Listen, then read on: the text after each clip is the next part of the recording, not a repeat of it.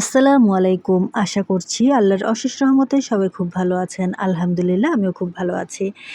এই ভিডিওটা ১২ই ফেব্রুয়ারি অর্থাৎ যেদিন নির্বাচন হয়েছিল সেদিনের ভিডিও। তো আমরা এখানে সকালের নাস্তা করে নিচ্ছিলাম। আমরা বাসায় ছিলাম খুবই অল্প কিছু সদস্য। তো সেই পরিমাণে আমাদের সকালের নাস্তাটা রেডি হচ্ছিল। আর আমার আব্বু যদিও আগের দিনই দাদার বাড়িতে চলে গিয়েছিল ভোট উপলক্ষে, তারপরও আমাদেরকে আবার নিতে এসেছিল ভোটের দিন দুপুরে করে। আমি এবং আম্মু যাব। তো যেহেতু ভোটের দিন এবং ট্যাক্সি চলাচলটা অবাধে ট্যাক্সি চলাচলটা নিষেধ ছিল, তো সেজন্য এই টেসলা করে আমাদেরকে যেতে হচ্ছিল। তো যেহেতু আমরা ৩ জন মানুষ আর আমি আর আম্মু পেছনে বসেছি, তো সামনে আব্বু এবং ড্রাইভার বসেছিল। তো আমার আব্বু আসলে এসবে অভ্যস্ত না, তো খুব কষ্ট হয়ে যাচ্ছিল আব্বুর। তারপরও যেহেতু আমরা ভোট দিবই এবার সেটা ঠিক করেছিলাম, সেজন্য আমাদেরকে কষ্ট করে নিয়ে যাচ্ছিল। আর যাবার পথে বেশ খানিকটা জায়গা কিন্তু ভাঙ্গা আমাদের এই বাড়ির এদিকে। তো সেখানে আমাদের অনেক বেশি কষ্ট হচ্ছিল। তো যাই হোক, আমাদেরকে মোটামুটি বেশ ভালোভাবেই জায়গাটা পার করে দিয়েছিল ড্রাইভার। মোটামুটি ভালো দক্ষ ড্রাইভার না হলে আসলে এইসব টেসলা ঠিকভাবে চালানো অসম্ভব। তো বরাবরের মতোই আমরা ভেবেছিলাম হয়তো ভোটের সময় অনেক গণ্ডগোল হবে, সমস্যা হবে, কিন্তু আল্লাহর রহমতে আমরা খুবই নিরাপদে পৌঁছে যেতে পেরেছিলাম আমাদের ভোট কেন্দ্রে। আর আরেকটা বিষয় নিয়ে ভয়ে ছিলাম, সেটা হচ্ছে এই টেসলা নিয়ে কিভাবে আমাদের ভোট কেন্দ্রে পৌঁছাবো তাড়াতাড়ি সেটা। তো সেক্ষেত্রেও দেখেছি প্রায় ৪৫ মিনিটের ভিতরেই কিন্তু আমরা আমাদের গন্তব্যস্থলে পৌঁছে গিয়েছিলাম। যেহেতু কোনো জ্যাম ছিল না, তারপর রাস্তায় কোনো ঝামেলা ছিল না, সেজন্য খুব সুন্দরভাবে কিন্তু আমরা পৌঁছাতে পেরেছিলাম। আর রাউজানের এই রাস্তাটা কিন্তু অনেক ভালো কাজ করেছে বিগত সরকারের যিনি দায়িত্বে ছিলেন এখানে। ভিতরের রাস্তাটা মোটামুটি বেশ খারাপ হলেও এই রাস্তাটা কিন্তু অসম্ভব ভালো একটা কাজের সাক্ষী বহন করে, এবং এটা কিন্তু বেশ অনেক আগে করা হলো, এখনও ভালো আছে এই রাস্তাটা। তো আমরা দেখতে দেখতে গহিরা পৌঁছে গিয়েছি।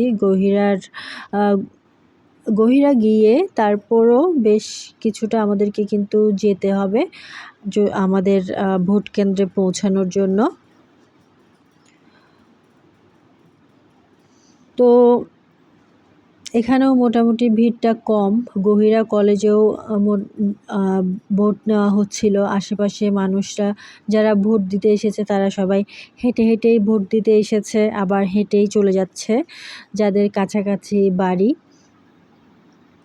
মোটামুটি বেশ ভালোভাবেই সবাই ভোটটা দিতে পেরেছে এবার, আমি যতটুকু দেখেছি।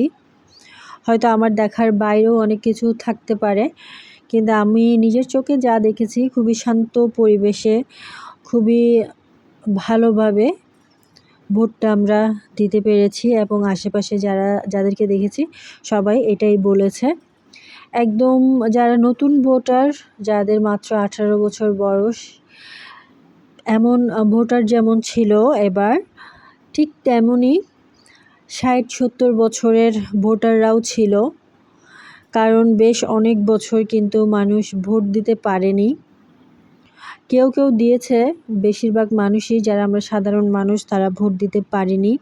তো সেক্ষেত্রে এইবারের ভোট নিয়ে সবাই একটু বেশ উৎসাহ উদ্দীপনার মধ্যেই ছিল।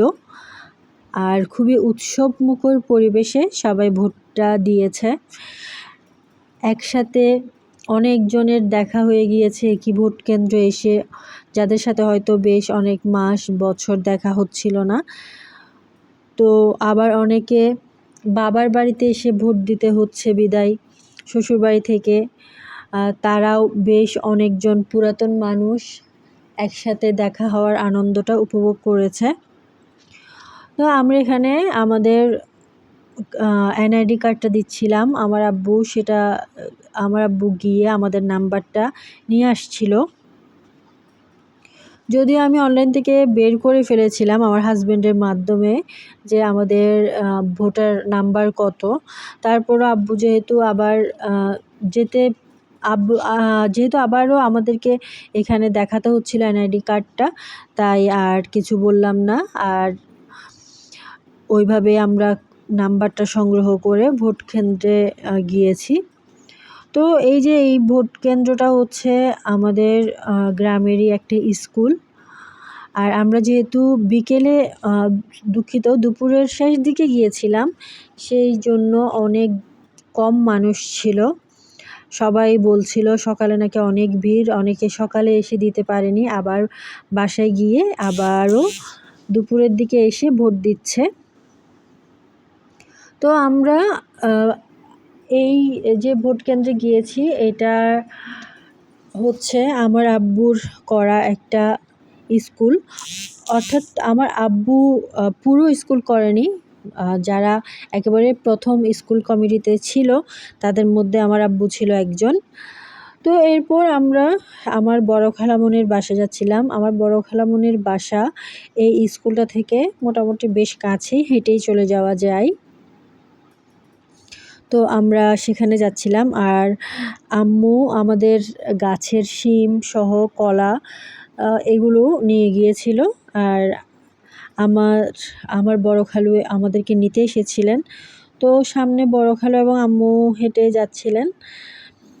তো এখানে আবার একটু ঝামেলা আছে, সেটা হচ্ছে এই রোডটাও কিন্তু মোটামুটি করে দেওয়া হয়েছে, কিন্তু একদম ভিতরে অর্থাৎ আমার খালামণির বাসার বেশ খানিকটা আগে থেকে রোডটা একেবারেই ভাঙ্গা, ঠিক যেমন আমাদের নতুন বাড়ির রোডটার মতোই। তো কিছু অংশ করা হয়েছে, কিছু অংশ করা হয়নি। ঠিক এই মুহূর্তেই কিন্তু বিগত সরকারের যিনি এখানে দায়িত্বে ছিলেন চলে যেতে হয়েছে। তো আশা করব নতুন সরকার, নতুন যারা দায়িত্বে আছেন তারা এই ব্যাপারগুলো হয়তো ঠিক করবেন, সেটা আমরা আশা করতে পারি। এর বেশি তো আসলে কিছু বলা যায় না। আর এক একটা এরকম কাজের মধ্যে অনেক খরচ আছে, তো সরকারকে সেই খরচটা বহন করতে তো হবেই অবশ্যই। আবার সেই খরচটা আমাদের মতো সাধারণ জনগণের বিভিন্ন ধরনের ট্যাক্স এর উপরই কিন্তু নির্ভর করবে সেই খরচটা উঠে আসা। তো ঘুরে ফিরে কিন্তু আমাদের জনগণকেই সব কিছুর জন্য মোটামুটি একটা ভালোই মূল্য পরিশোধ করতে হয়। এটাই আমাদের বাংলাদেশের মানুষের নিয়তি। এখানে শুধু সরকার দিচ্ছে বলে আসলে কিছুই নেই, সবগুলি হচ্ছে জনগণের টাকা। জনগণের টাকাই জনগণের কল্যাণে ব্যবহার করছে তারা, তার উপর সেখানেও অনেক দুর্নীতি। তো যাই হোক, আমরা হাঁটতে হাঁটতে চলে এসেছি প্রায় আমার খালামণির বাসার কাছাকাছি। তো দেখতে পাচ্ছেন এখানে রাস্তাটার খুবই ভয়াবহ পরিণতি। এখানে গাড়ি নিয়ে আসতে গেলে খুব সমস্যা পোহাতে হয়।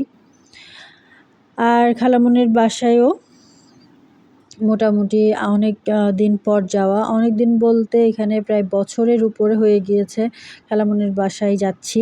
এর আগে এসেছিলাম এনআইডি কার্ডের না, এর আগে বোধহয় আমরা আরেকটা এরকমই সরকারি কোনো কাজে এসেছিলাম।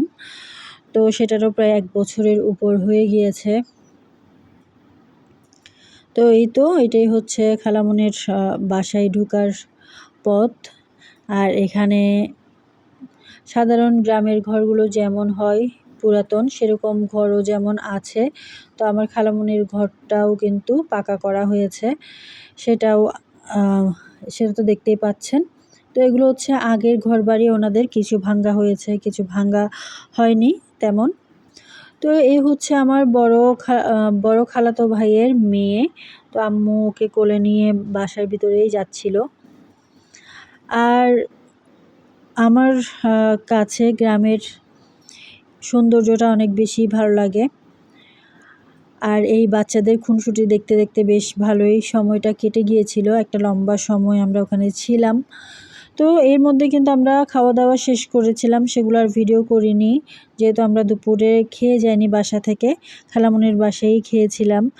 আর এই বাচ্চাগুলো বিকেলের সময় ওদের এই ছোট জায়গাটা আনন্দে মাতিয়ে রেখেছিল, আমি সেটা একটু ভিডিও ধারণ করলাম। আর এই হচ্ছে আমার খালামণির